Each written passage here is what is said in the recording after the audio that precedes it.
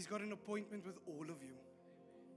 Yes, we're sitting together as a church, but individually the Lord called you here this evening. You didn't come here by just coincidence or by a great invitation, by the way. It's His sovereign hand that leads and guides. He wants to tug your heart this morning.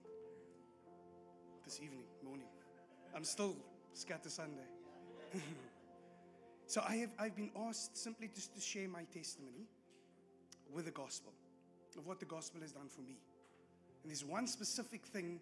The Bible says we have overcome Him by the blood of the Lamb, who is Jesus Christ, and the word of our testimony. So tonight you are going to see me vulnerable, and you're going to see me authentic. And my desire is that you're going to be vulnerable and authentic with me also, because that is exactly what family does. We are vulnerable and we're authentic with one another. So think of tonight as, family meeting. So my desire, truly, I want you to know that this is home. This is a place that you belong. I want you to know that when you leave here, this is your home. I didn't have that, by the way. So for 2 years, the Lord had to work on my heart. I never thought I'd stand in front of you, ever. I never thought I'd be back in the church 2 years ago. And for me to call this place home, a new family, man, that's a big thing for me. So I'm really expecting that the walls of your heart come down and be vulnerable with the Holy Spirit. I really want you to walk out here free. Free. And so the scripture or the verse that I was fasting and meditating on this entire week is out of 1 John 4, 18 to 19. It says, there's no fear in love. Church, listen to me. There is no fear in love. This love is Jesus Christ. I will say there's no fear. If you're walking with fear this evening, that is not from the Lord. There's no fear. He is love. And then it goes on to say, but perfect love casts out all fear. That's Jesus. He rules over fear. He rules over anxiety. He rules over depression and rejection. He rules over it. Because He says fear involves torment. I've seen many tormented people over my life. But then He says, you who fears has not been made perfect in love. You don't know Him. You don't know Him. We love Him because He loved us first. Listen to me, church, please. There is no fear in love because fear involves torment. Have you ever been tormented? I have. Spiritually and mentally. And the most profound thing is, I am now in a deliverance ministry. AKA Ghostbusters. No, I'm just kidding. Soul care. And I have got the great privilege and honor seeing many people set free every day. Every day. But what is so profound for me is that I cannot lead someone to freedom if I'm not free myself.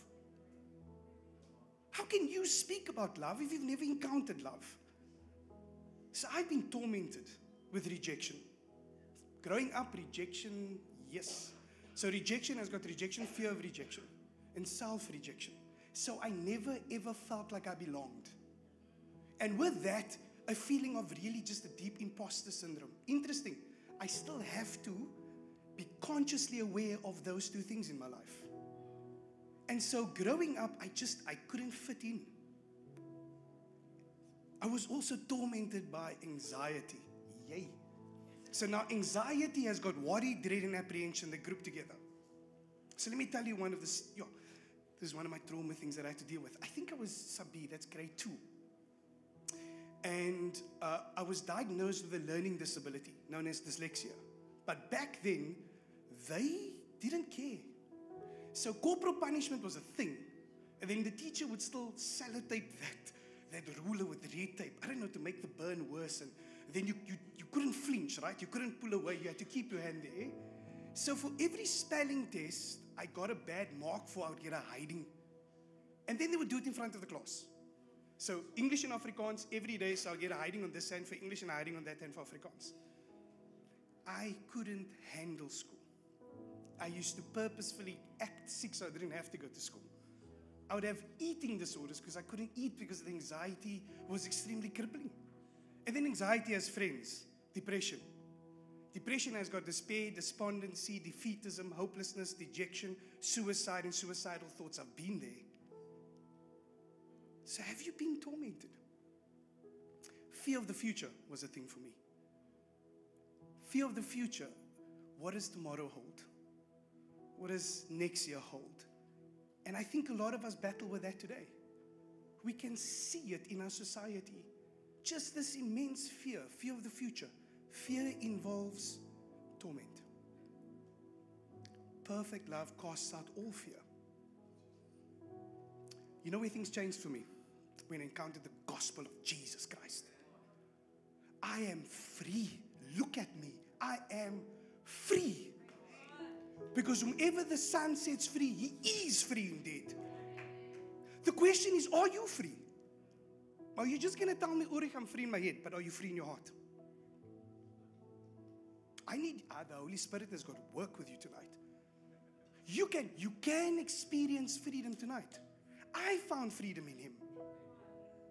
Listen, church. He is the King of Kings. Let me change that. He is my King of Kings. He is my Lord of Lords. He is my great I am. And He can be yours too. He is He's the author and the finisher of my faith. He holds authority over all things that think they can rule over me. All dominions, all powers. I don't care who you are. My Jesus Christ reigns over you. And now He's seated at the right hand of the Father. All authority in heaven and earth is His. All of it. And through the power of the Holy Spirit, I am free, and so you can be free too. I know this is true. I am convinced. Because I had to move from a personal place of torment to a place of love. Into a place of acceptance. That was found in Jesus Christ. That is the gospel. When you encounter Jesus, you encounter the gospel of who He is. You see, I didn't know what love was. I didn't grow up in a very affectionate home. I never heard I love you. At a very young age, I might have been 11, my parents separated. And in the age of 13, my father died in a terrible car accident. And then a year later, my mom was diagnosed with cancer. Praise the Lord, she's in remission.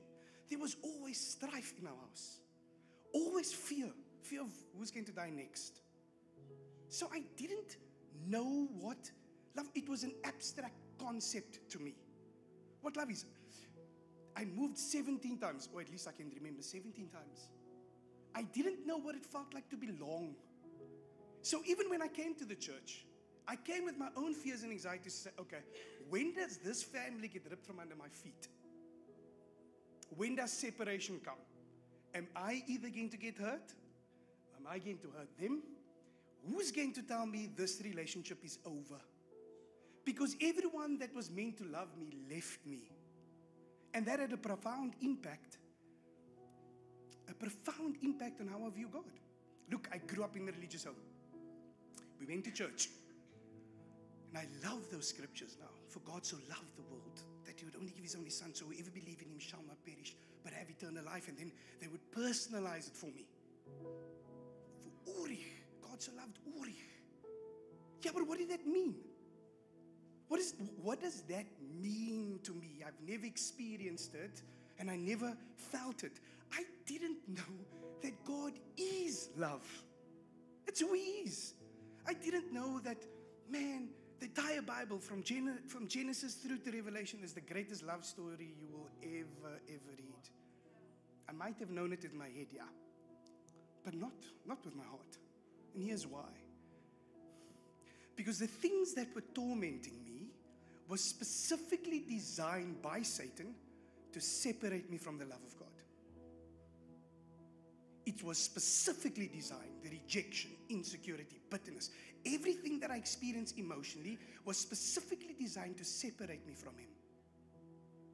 So when I read incredible scriptures in Romans 8, 38 to 39, this is incredible passage because in 39, he says, nothing will separate me from the love of God that is found in Christ Jesus. And he's so explicit. He said, neither death nor life. I'm like, wow. No angels, no demons. I'm like, wow. I didn't know what that meant. I didn't. Because where I was, my reality was separation from Him.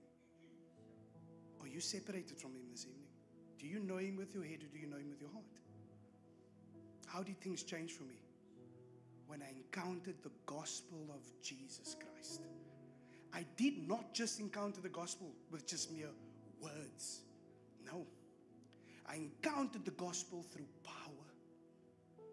The same resurrecting power that raised Christ Jesus from the dead, who is the Holy Spirit, that is now poured out on all of those that believe. That comes from His love. The gospel of Jesus Christ for me was an invitation back into relationship with the Father. It was amazing. And then when He wrapped His arms around me, and then He said, nothing. Church, listen to me. He said, nothing, absolutely nothing is going to take you out of my arms. And so I understood that neither death nor life is going to separate me from the love of God that is found in Christ Jesus. And then He takes me to the book of Genesis, just to show me what a father is meant to be to a son. And then He shows me this image of Adam laying there dead, just clay. And then He breathes life, which is the Holy Spirit. He breathes into Adam. And then the very first thing that Adam sees when he wakes up, he sees the face of God. Man, that's intimate. When the gospel touched my heart and the Holy Spirit brought life into me, when I opened my eyes and I opened the scriptures, my Father looked at me. That is what the gospel does. He breathed His resurrection, His life back into me, and I found freedom in Jesus Christ. Tonight is an invitation back to your first love. And so when I heard the gospel, which I'm going to share with you, because I believe every Christian should be able to share the gospel. Every Christian should be able to share the good news and evangelize. Why would I keep the good news if I received it? Why? That's like me having, I don't know, a remedy to something, and then I say, I'm not going to share it with anyone else. I'm going to keep it. Like a vaccine. You're all going to suffer. I'm going to keep it for myself. No. When the Lord showed me how far I was from Him, man, He drove me to repentance. If I were to die, let me share the gospel. If I were to die, and I was to stand in front of God, and God would ask me today, Ulrich, why should I allow you into heaven? What would I say? What would you say? Young man, young lady, old to young, what would you say? What would your answer be if God said, why must I let you into heaven? For me, it would probably be, I've been in ministry, church. He says, oh, okay. Okay. You think you're a good person? Yeah, maybe. If I look at my neighbor, I think I'm great. He says, okay. He asks me, Ulrich, did you ever tell a lie? Yes, many. Did you ever steal? Sure, my dear. That was my middle name. So that means, in the sight of God, I'm a lying thief. Did I ever hate someone? Yes, I did. I hated my family bad. The Bible says you hate his brother is a murderer. So I'm a lying, thieving murderer. Did I ever use God's name in vain? Klomp. Blasphemy. Punished by death in the Old Testament. I'm not even going to go to the rest. But I think you get the picture. If I were to stand in front of God, He's going to see me as a liar, a thief, a blasphemer, and a murderer in my heart. Do you think I'll be innocent or guilty of breaking God's law? What do you think if you were to stand in front of Him? Let me answer that for you. I'm guilty. If He must pass sentence on me, do you think I'm going to go to heaven or hell? I'll tell you, hell. 1 Corinthians tells me, do not be deceived. No liars, fornicators, adulterers, murderers. All of them. You're not going to inherit the kingdom of God. Revelation 21 says, all the coward, unbelieving, abominable, murderers, sexually immoral, shall have their part in the lake which burns with fire and brimstone. That is the second death. Guess where I was going? Let me use that example for you. I've got 3 amazing kids. I love them a lot. I tell them all the time because I never heard it. But let's say one of my kids falls really ill. They require an operation. Operation is klomgeld. And I don't have medical aid. So I decide, listen, in the colored community, we do everything. Car washes, karaoke's. My mom makes mean biryani. That's a true story. Cook sisters, go fund me back a buddy. All of those things. We're raising the funds, right?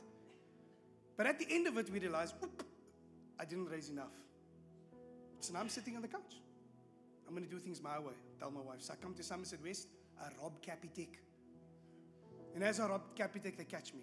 Beketshele, him and the Hawks, whoever the new guys, they catch me and they bring me straight to Strand Court. And now I'm standing in front of the judge.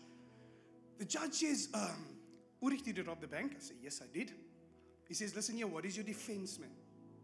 Tell the judge I'm a responsible father. I really don't want my child to die. And so I robbed the bank. I even told the bank teller why I robbed them. They gave me more money than what they were supposed to give me.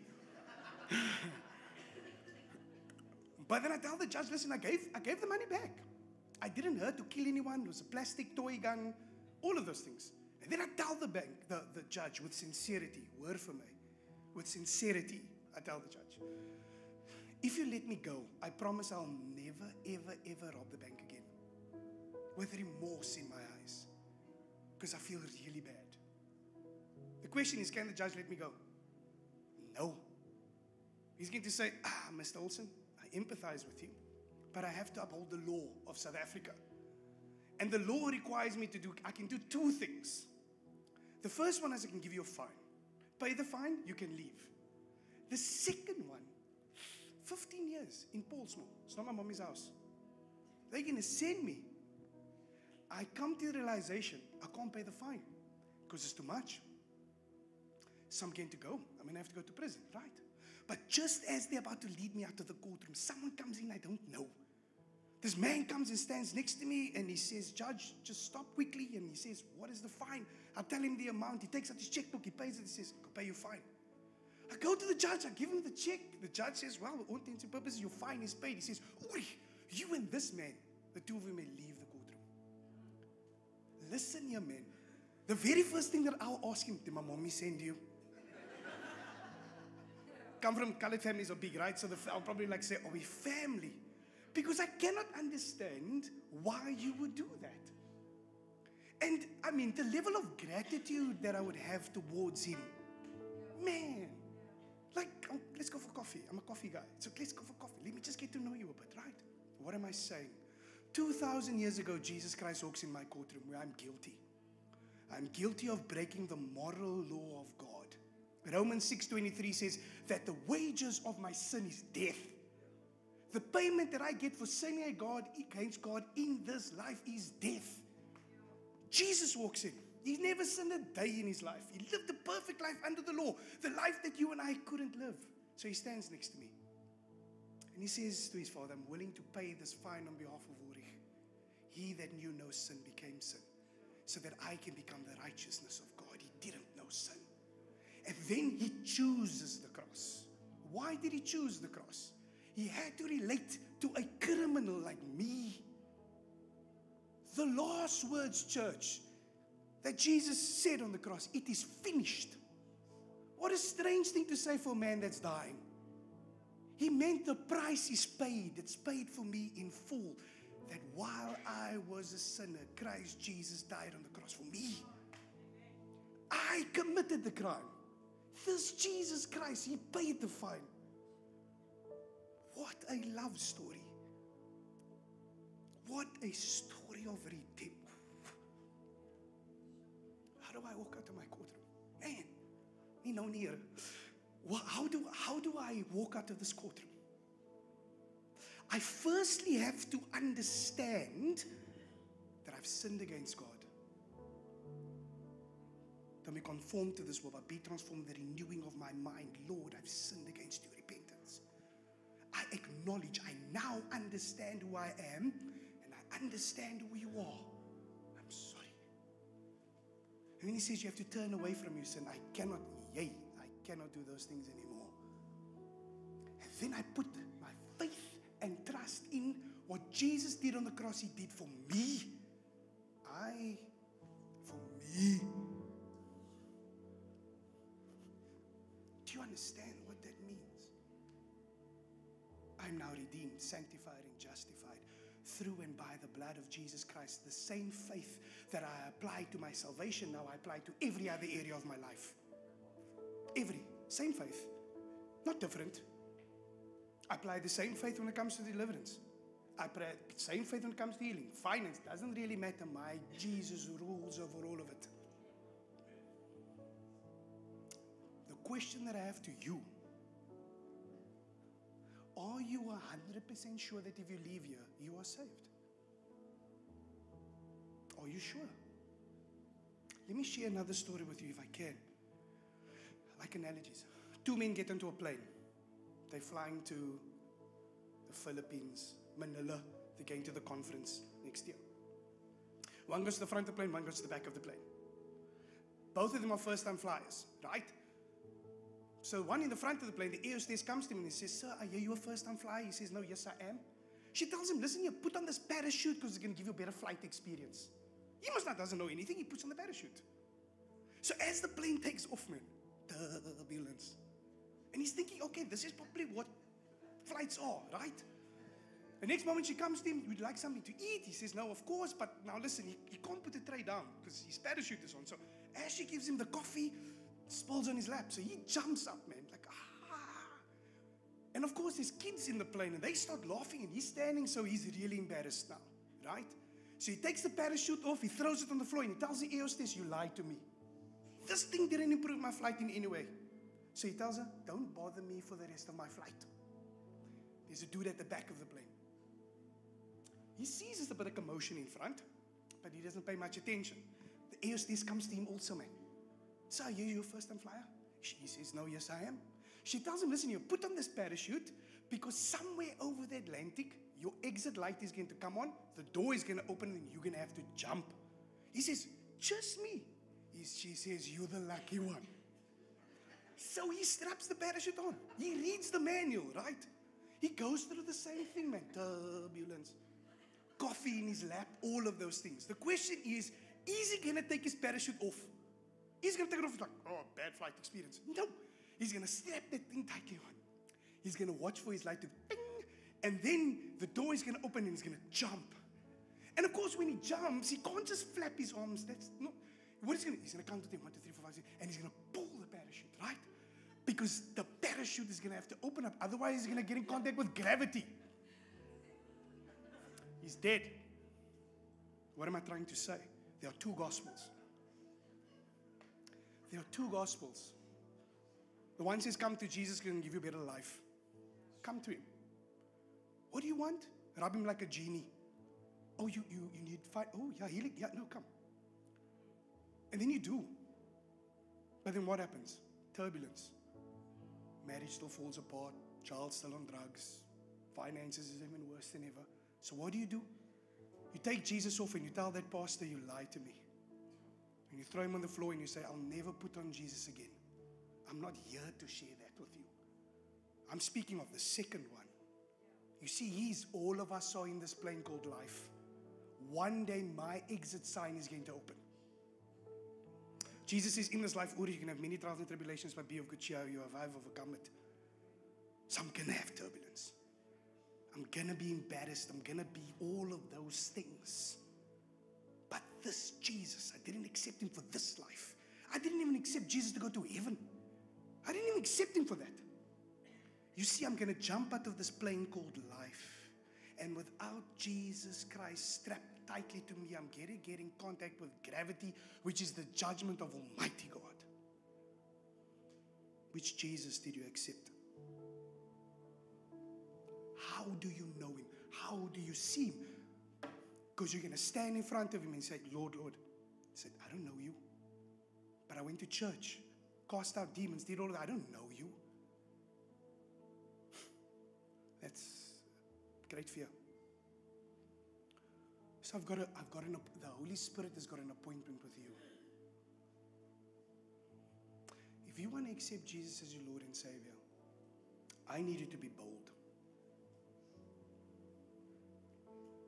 There's a team that's going to pray with you in a second. I need you to be bold. I need you to raise your hand in this moment. If you want to accept Jesus as your Lord and Savior, I need you to raise your hand. There's a conviction of the Holy Spirit. Okay. Thank you for that hand. Anyone that needs prayer, specifically in the area of salvation, you can slowly make your way back to the back in the kitchen area. Can I ask the worship team to come up, please? Then can I ask you as a church to stand?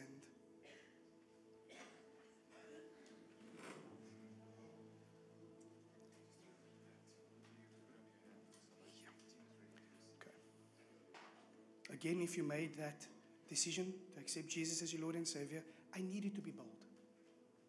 He's got an appointment with you. Listen, man. Don't let rejection hold you back. Ego and pride. Fear. Fear of man. No ways.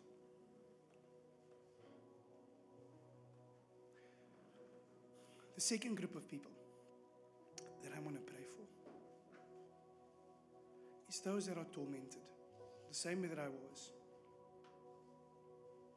I need you to be bold and I need you to come forward. I don't want you to look around. Don't leave here this evening. I think they're going to take us into worship. And when the Holy Spirit's leading you, you can come forward.